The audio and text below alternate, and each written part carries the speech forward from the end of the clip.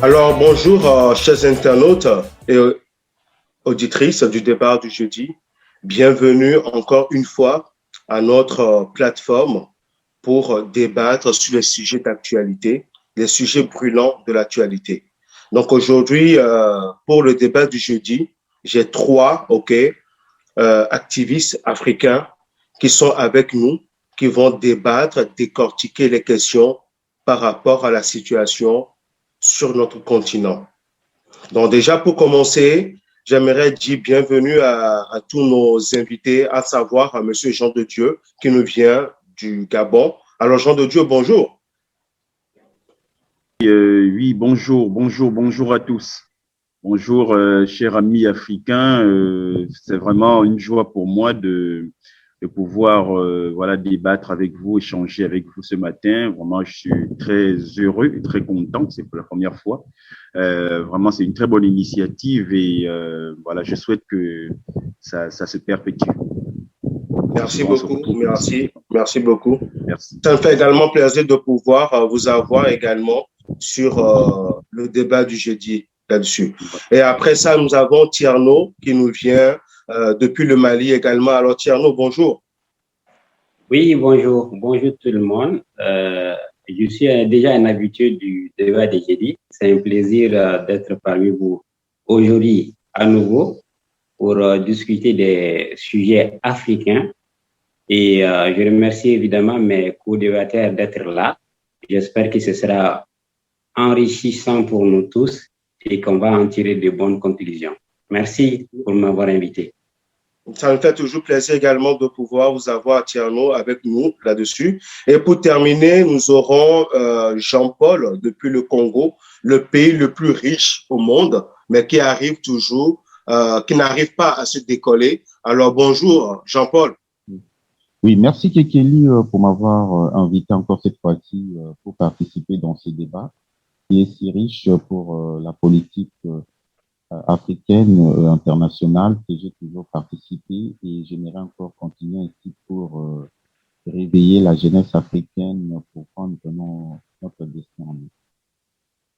Merci beaucoup, Jean-Paul. Alors, revenons maintenant à nos sujets, ok, surtout sur le continent africain, les sujets d'actualité. Donc, je vais commencer par Tiano. Alors, Tiano, on se rappelle ici en 2013, ok, après l'avancée des djihadistes au nord du Mali, on se rappelle qu'on a vu le Mali qui a fait appel, à la France pour venir l'aider pour pouvoir séparer ou éliminer ces djihadistes-là au nord Mali. Donc, après quelques années maintenant, on remarque que la situation est vraiment corsée entre le Mali et la France jusqu'à ce que la France décide de quitter le Mali, selon le président français, d'ici 4 à 6 mois. Et quelques jours après, les autorités maliennes qui répliquent et demandent à ce que le départ des Français soit sans délai. Alors, dites-nous, Tierno, l'évolution présentement au Mali, qu'est-ce que ça vous inspire? Oui, merci de m'avoir posé cette question. Je m'attendais à cela. Tout d'abord, il va falloir que je rappelle une petite chronologie par rapport à la situation malienne. Si vous remarquez le sentiment que les autorités maliennes ont exprimé il y a quelques jours de cela, le désir de la France à quitter le Mali, il y a beaucoup de liens.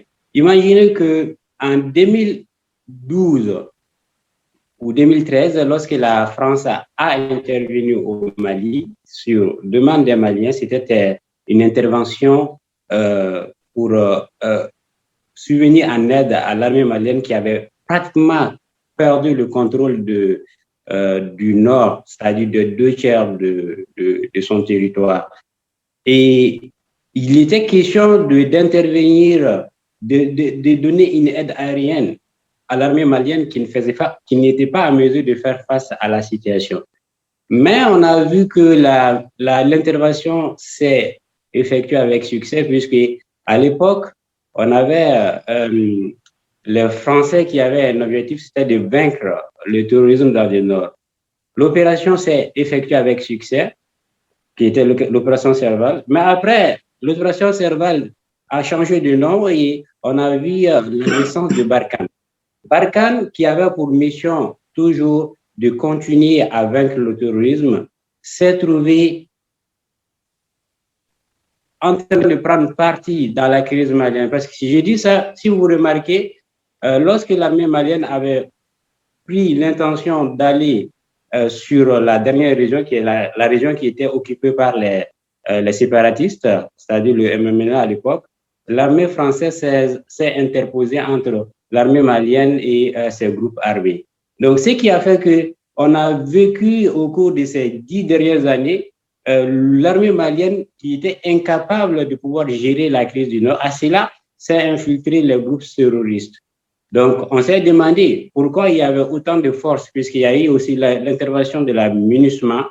On avait eu à peu près sur notre territoire des forces étrangères. Aux environs, on avait 5000 forces françaises et il y avait quasiment plus de 10 000 forces étrangères de la MINUSMA qui étaient sur le territoire, chacun ayant pour objectif de vaincre le terrorisme.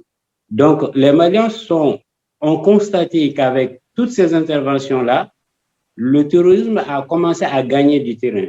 Donc, ce qui explique qu'il y a eu un sentiment pour les Maliens vis-à-vis de ces forces étrangères qui n'étaient pas plus en mesure de faire leur mission qui les a été confiée. Donc, du coup, ça motive beaucoup plus davantage les Maliens à se poser la question, mais qu'est-ce qui se passe?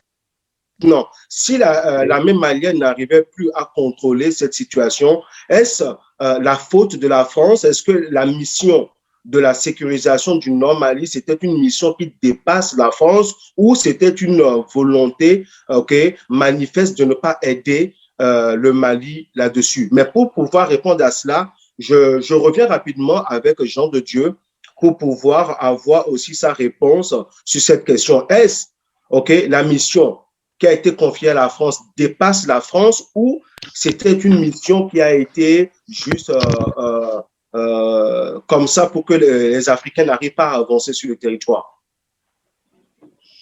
Oui, concernant cette question, moi je me dis, enfin, la France, je ne pense pas qu'elle était dépassée par la situation. Mais c'est tout simplement que, comme l'avait dit déjà Mitterrand, je pense, Mitterrand ou Chirac, je sais plus, je me rappelle plus trop. La France n'a pas d'amis, mais n'a que des intérêts. Je pense à Mitterrand ou Chirac. Donc, c'est normal. Et lorsque la France arrive dans un territoire comme le Mali, qui est très riche, la France ne vient pas d'abord pour les Maliens.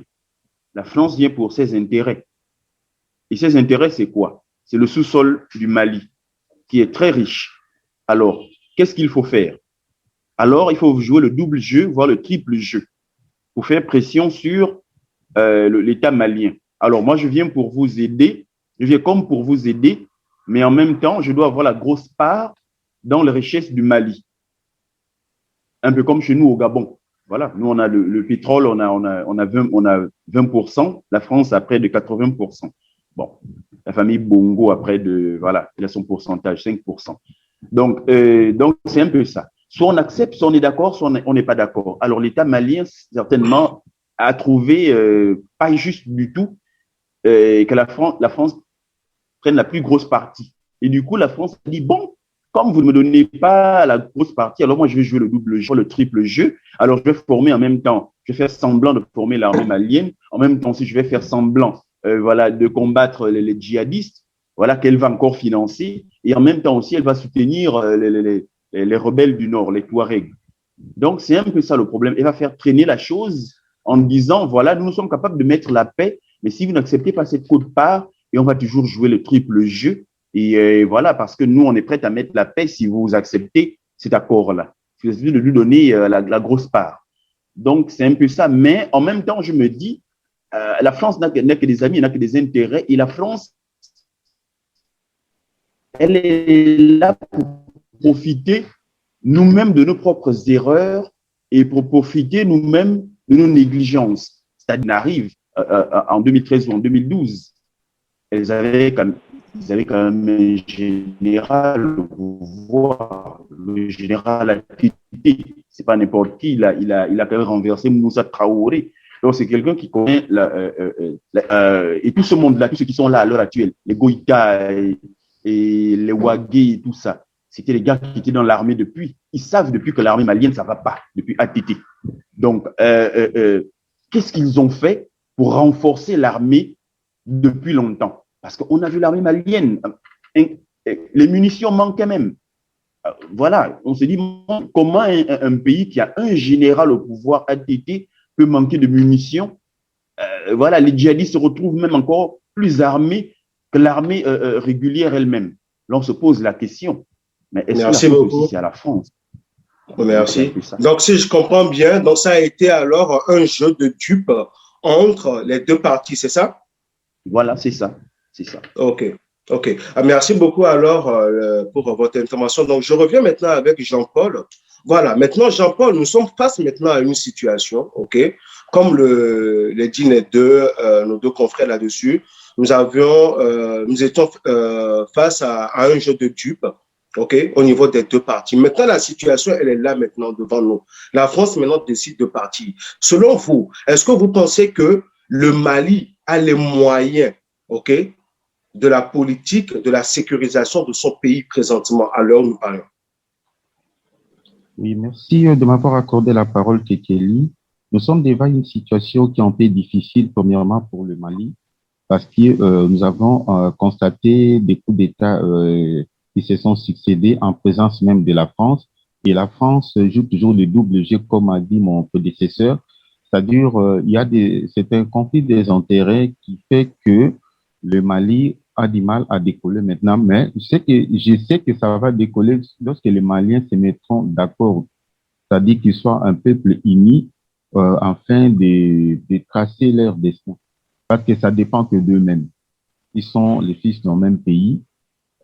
S'ils comprennent que leur avenir les appartient, ils peuvent s'asseoir autour d'une table et trouver des solutions pour avancer. Parce que la France est venue pour ses propres intérêts. Là, on ne peut pas même discuter là-dessus. C'est ce qu'ils font, la thèse et antithèse en même temps.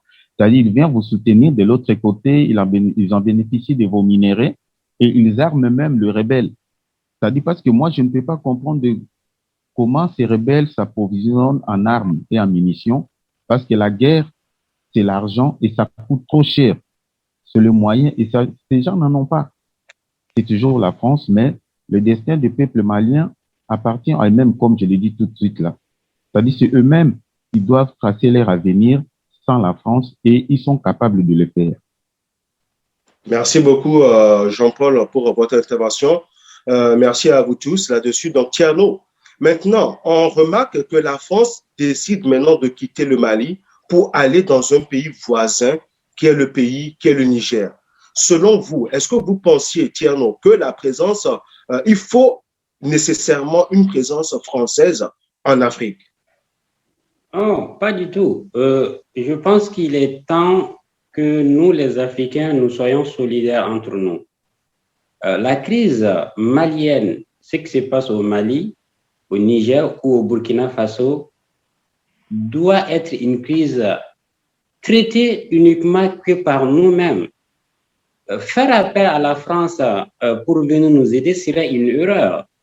Croire que la France est là pour nous aider, c'est une erreur. Comme a dit mes co-débatteurs, la France est là uniquement pour ses intérêts. La France n'a pas d'amis, mais la France a des intérêts. Et la présence française en Afrique, c'est un atout pour la France, parce que ça les profite. Ils ont, avec leurs moyens, la possibilité d'exploiter nos ressources, de voir ce qui se trouve sous nos sous-sols, que nous ne pouvons pas voir nous-mêmes. Donc, la France, vu qu'elle n'a plus de raison de rester au Mali, elle a cherché à se trouver un point de chute qui est, malheureusement, le président nigérien a accepté de la recevoir sur son territoire.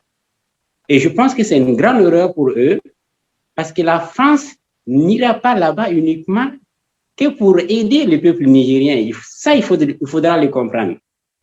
Comme elle a fait au Mali, elle a créé ces sentiments-là qu'il y a un groupe qui sont les Touaregs, qui ont été oubliés par l'État malien.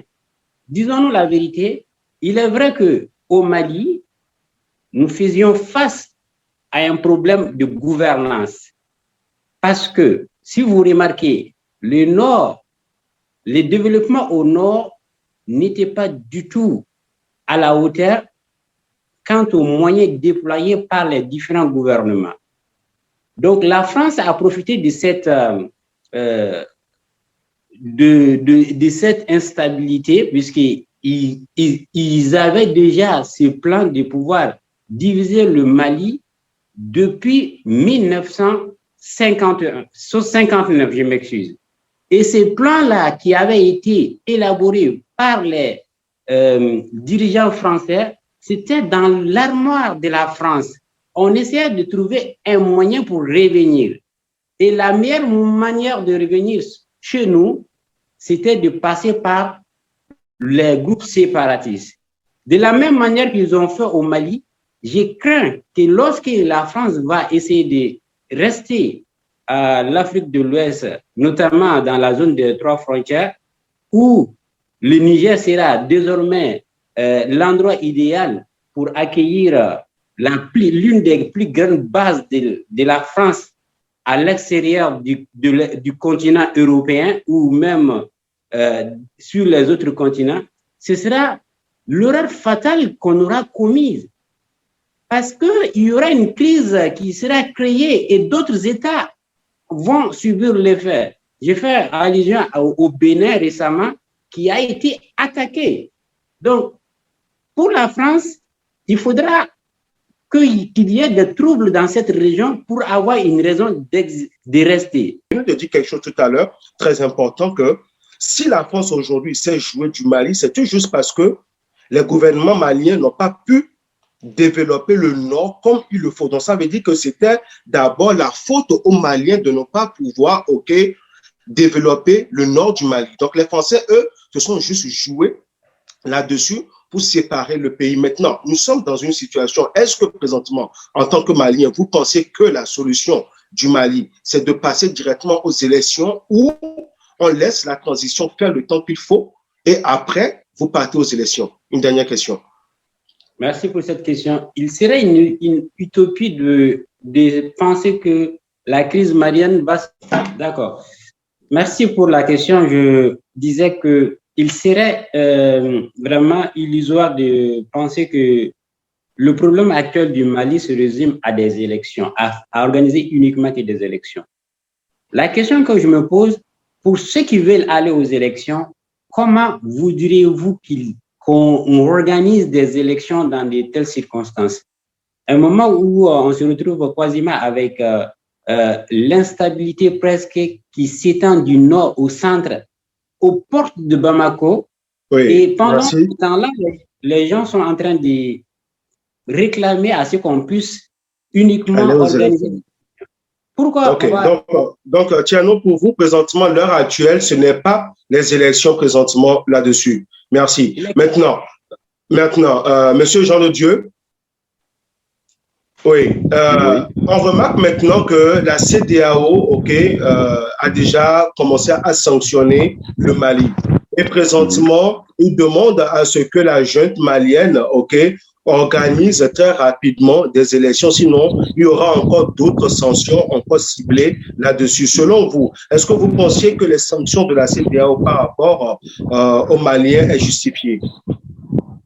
Non, pas du tout. Moi, ça me surprend même plutôt parce que, en fait, c'est la plupart de nos pays sont presque dans la même situation. C'est une France qui est qui n'a que ses intérêts. Et bon, ça se comprend aussi, hein, même si le Gabon aurait été la France, le Gabon aurait fait de même parce que l'Afrique est pleine de richesses. Je ne te coupe pas, un instant, je ne te coupe pas, mais essaie d'enlever juste le doigt de la caméra, s'il te plaît. Ok, d'accord. Voilà. Donc, voilà, et la France est à la recherche de ses intérêts parce qu'elle n'a pas ce que nous, on a, les ressources du sous-sol. Donc, du coup, voilà. Et donc, ces sanctions-là, ce qui est plutôt surprenant, c'est que des pays qui sont, c'est-à-dire africains, francophones aussi, qui sont dans la même situation, qui sont dans cette France-là, qui jouent le double jeu et qui jusque-là, voilà, n'est pas notre partenaire, mais voilà, est plutôt une France qui veut toujours avoir la grosse partie du gâteau et voilà. Et nous sommes tous dans ce problème-là, dans cette problématique. Et ce qui est bizarre, c'est qu'on vient sanctionner un État qui est aussi dans les mêmes problèmes que nous. Alors là, il y a quelque chose qui ne va pas. Moi, je ne suis pas d'accord. Effectivement, donc pour vous, présentement, la situation malienne, c'est d'abord de sécuriser d'abord le pays, OK, avoir la totalité du territoire et après, maintenant, on lance maintenant aux élections. Bien sûr.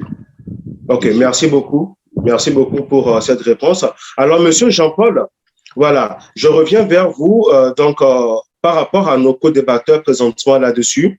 Nous sommes présentement en train de parler des sanctions, OK, de la CEDEAO par rapport au Mali. Selon vous, on a remarqué que ça fait maintenant quelques années qu'il y a des coups d'État sur coups d'État au Mali et la CEDEAO n'arrive pas à corriger ce problème-là de coups d'État au Mali. Selon vous, est-ce que la CEDEAO a failli à sa mission? C'est la première question. Et de deux, est-ce que vous êtes d'accord avec ces sanctions de la CEDEAO par rapport au Mali, Monsieur Jean-Paul? Oui, il y a une chose avec nous les Africains. Des fois, on fait certaines choses copier-coller pour copier ce que l'Occident fait entre eux et nous, on copie ça rapidement, sans tenir compte des problèmes africains que nous avons dans chaque pays. Moi, je pense que les Africains doivent prendre conscience de certaines choses parce que il y a un adage qui dit qu'on ne fait pas la fête quand ça brille chez les voisins. Les Maliens ont tout intérêt de garantir la paix et la sécurité dans leur pays. On ne peut pas imposer à un pays d'organiser les élections au moment où le pays est divisé en 1000 morceaux. Il y a d'un côté les rebelles Touaregs, de l'autre côté les djihadistes. C'est très compliqué.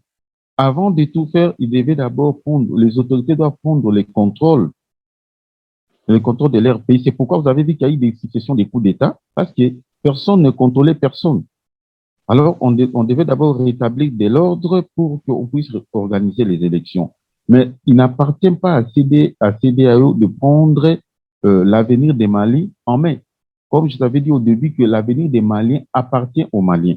Et la CEDEAO doit sanctionner les Mali comme c'est un pays qui est dans un autre continent. Et c'est pitié pour nous Africains parce que la France, tout ça, ce sont les gesticulations de la France. Pour preuve, la France n'a pas quitté l'Afrique. Il est toujours là, mais dans un autre pays encore, pour mieux voler et contrôler encore certains pays. C'est-à-dire, il peut prendre le contrôle du Mali, même à distance. C'est-à-dire, il peut utiliser les djihadistes, il peut utiliser le rebelle Touareg, toujours avec son double G pour essayer un peu d'anéantir le Mali. Et avec ces sanctions, moi, je crois que toutes ces sanctions-là n'ont pas vraiment d'impact avec ce que le Mali a comme ressources. Et si les Maliens se mettaient d'accord autour d'une table et trouvaient des solutions à leurs problèmes, ces sanctions ne feront absolument rien. Et deuxièmement, c'est que la France doit apprendre à respecter aussi les autorités africaines. C'est-à-dire, ce n'est pas un monsieur qui sort comme ça parce que tu es le chef de la diplomatie française et tu te permets de dire n'importe quoi, insulter les autorités, leur minimiser, leur diminuer et nous acceptons ça. Et puis, nous-mêmes les Africains, on va faire un sommet avec la France pour condamner le Mali, pour qu'on puisse encore sanctionner le Mali.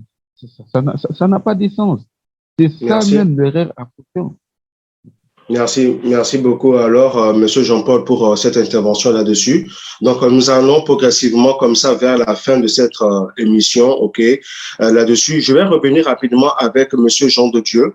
Alors, Monsieur Jean de Dieu, vous êtes présentement, ok, un Africain, un panafricain là-dessus. Donc, en réalité, l'objectif ou le rôle de l'émission, c'est de pouvoir donner la parole, ok, à cette jeunesse africaine-là. Donc, Monsieur Jean de Dieu, en deux mots, quelle est votre solution par rapport à cette crise malienne?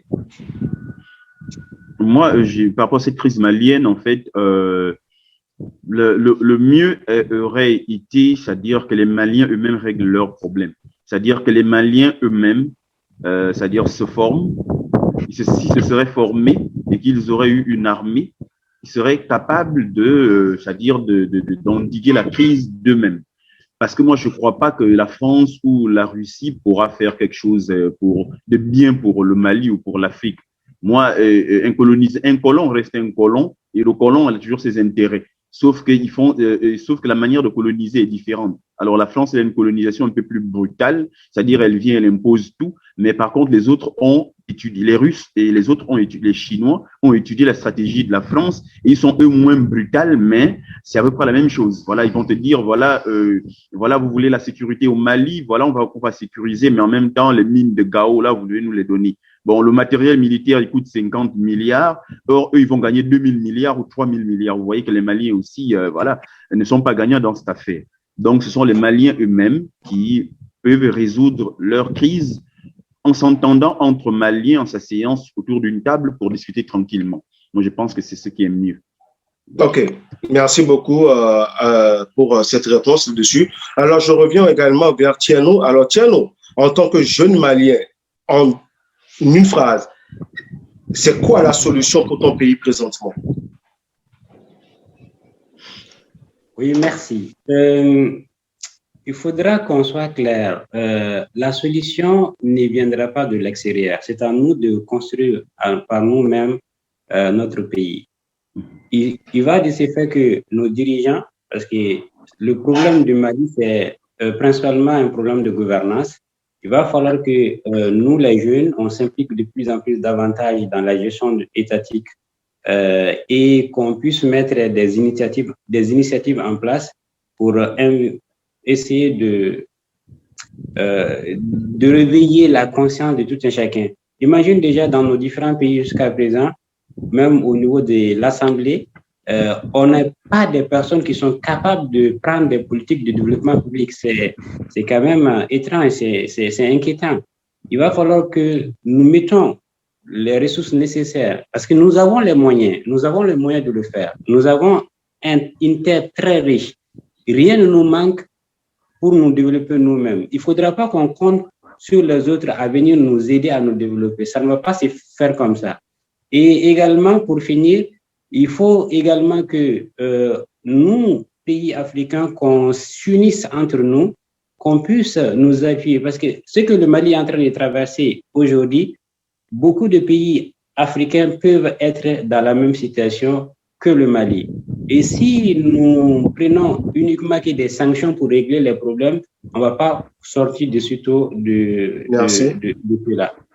Merci beaucoup, Monsieur Thierno. Donc, je vais terminer cette question avec Monsieur Jean-Paul. Donc, en tant que jeune Africain, ok, c'est quoi, c'est pour toi, quelle est la stratégie pour cette crise malienne? Oui, en tant que jeune, comme j'avais dit au début, que l'avenir du Mali appartient aux Maliens. C'est à eux de décider leur propre avenir. Et moi, je vais exhorter les jeunes Maliens de prendre le courage, de faire tout pour que leur pays puisse évoluer autrement, d'enterrer la hache de guerre, la haine, et puis que leurs autorités s'assoient sur une table pour trouver des solutions à leurs problèmes parce que c'est leur destin qui est mis en jeu. Je ne peux pas accepter que les jeunes Maliens puissent traverser la Méditerranée pour aller chercher la vie ailleurs, surtout en Europe, au moment où ils ont tout pour se développer. C'est-à-dire qu'ils doivent prendre conscience que leur destin leur appartient et ils doivent en profiter. Merci beaucoup également, Monsieur Jean-Paul. Donc, en un mot, si je résume tout ce que vous avez eu à dire, vous trois, c'est tout juste que la situation ou la solution de cette crise malienne se trouve au Mali, se trouve avec les Maliens et en général, la situation de l'Afrique se trouve en Afrique et avec la jeunesse africaine là-dessus. Exactement, c'est ça.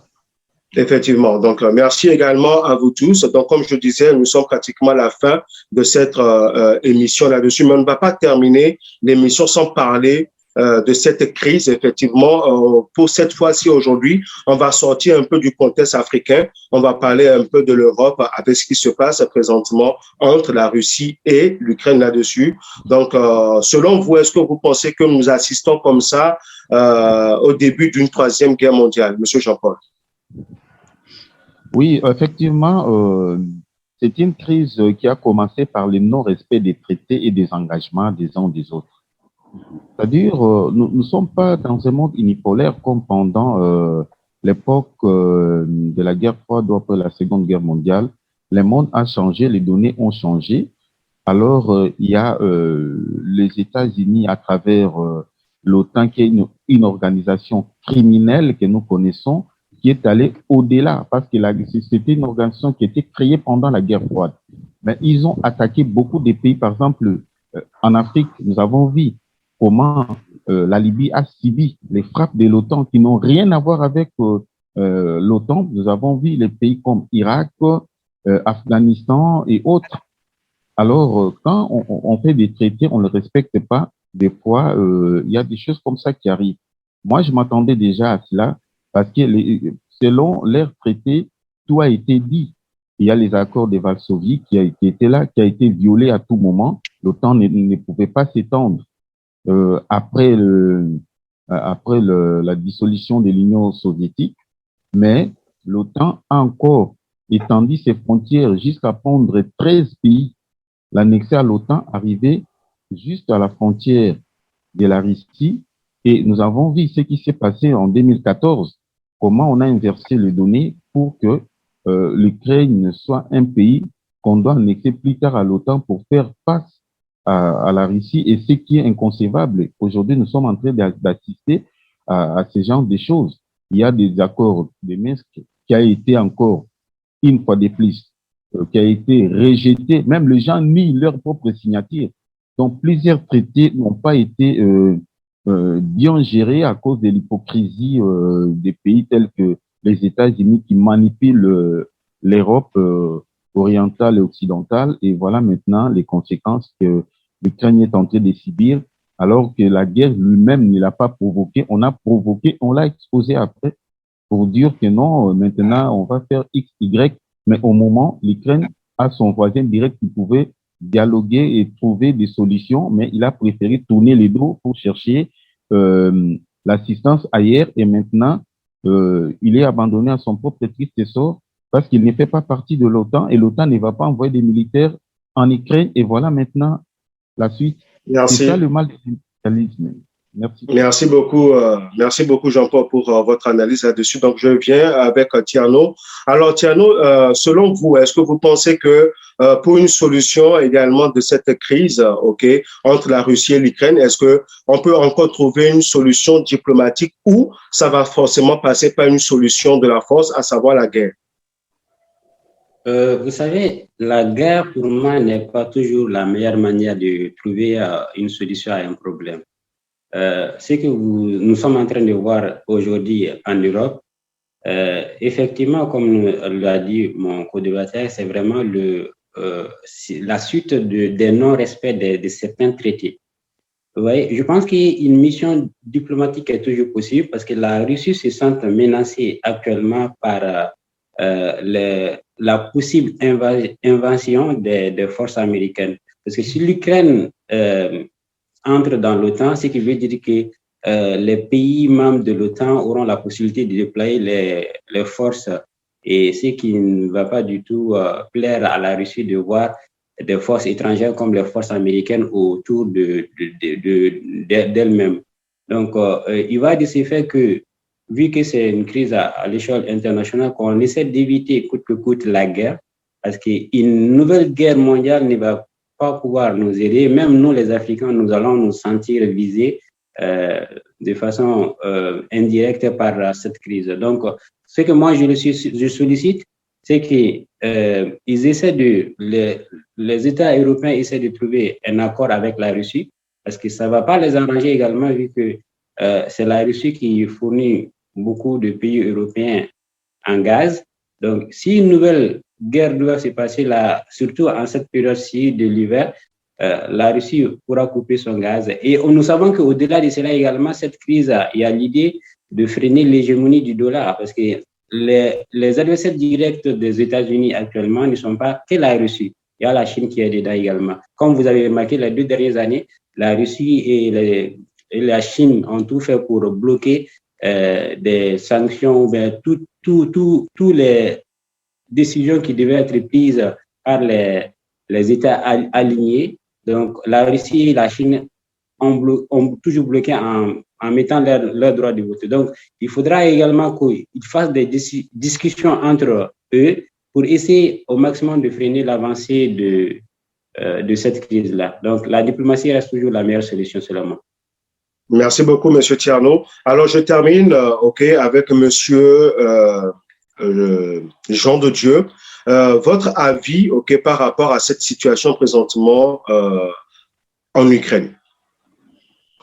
Bon, par rapport à la situation en Ukraine, c'est les États-Unis comme la Russie sont des États impérialistes, donc qui ont une visée colonialiste, c'est-à-dire qui colonisent, qui envahissent des territoires. Donc, bon, c'est vrai que les Africains aujourd'hui sont plus pro-russes, parce que ce sont leurs nouveaux libérateurs, il paraît, du joug français. Mais en même temps, on constate que ce sont tous des impérialistes. Ils ont tous une visée colonialiste. Donc, lorsque la Russie, avec l'URSS, lorsqu'il y a la dislocation de l'URSS, l'Ukraine devient indépendante, et puis voilà, les Ukrainiens russophones qui sont à l'Est, ils étaient d'accord de faire partie de l'Ukraine. La Crimée était une partie de l'Ukraine, et puis ils étaient tous d'accord. Après tout d'un coup, voilà, ils se retrouvent aujourd'hui envahis par Poutine qui vient prendre une partie de leur territoire et dit, bon, laissons les accords, je vais maintenant par la force.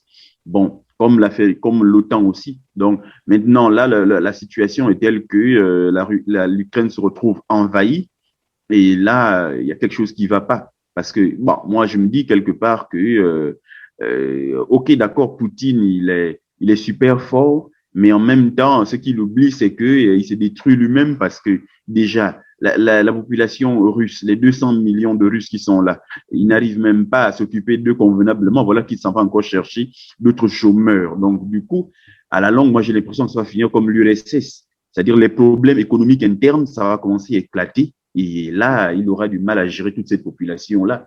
Et les États-Unis savent très bien que l'URSS, comme la Russie, va se détruire elle-même toute seule. Donc, voilà. Ok, donc merci beaucoup également à vous tous d'avoir participé alors au débat du jeudi.